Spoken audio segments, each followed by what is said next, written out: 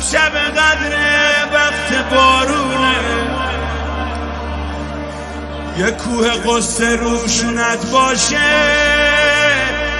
وقت سر سبک میری خونه. بیا نتر خوشبال اون که نجف رفته، یا کربلاست یا که خراسونه. اما همینجا وای که چقدر خونه تو خوبه. شهدا بیچاره اون کسی که بیرونه، بیرون هیئت نه، بیرون خونه خدا. بیچاره اون که اومده امشب اما تماشاچی و حیرونه. بیچاره اون که زیر این بارون تشنه میاد و تشنه میمونه.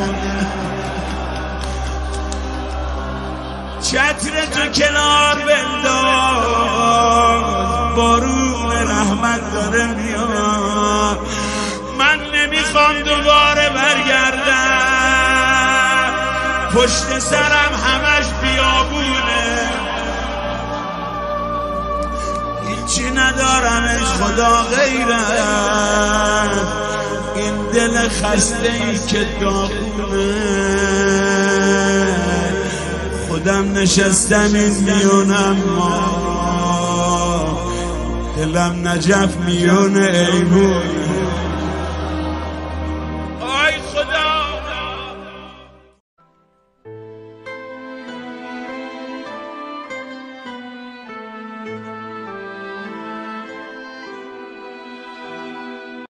که یا الله به فضیلت این شب به دعای بیبی زهرا بنویس تا ابد باشم از عشاق علی مولا.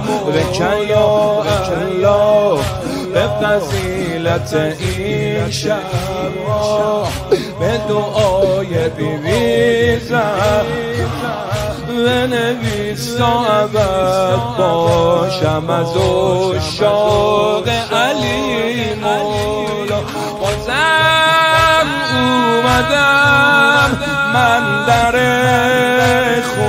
خونتون با هدف، بازم اومدم من در خونتون با هدف. بازم میرسه روزی سالمون از نجف، همه مهمونن سر خانه علی، همه مهمونن سر خانه علی سلطان علی، همه مهمونن سر خانه علی. تک تک آیه قرآن میگه در مدح علی سلطان علی. تک تک آیه قرآن میگه در مدح علی.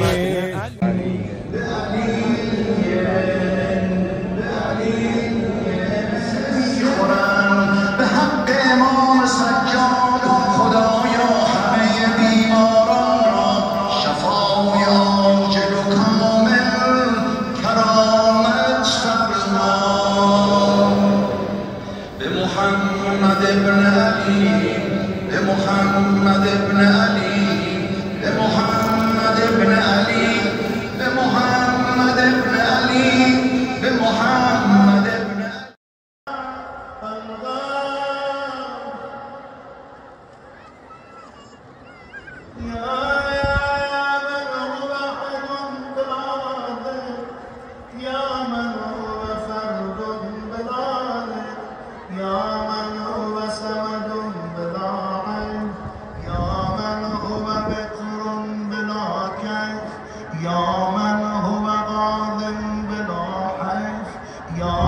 تو که رد شمس کنی عیان به یکی اشاره ابروان، دو مسخر آمد مهر و من هله بر هلال تو یا علی.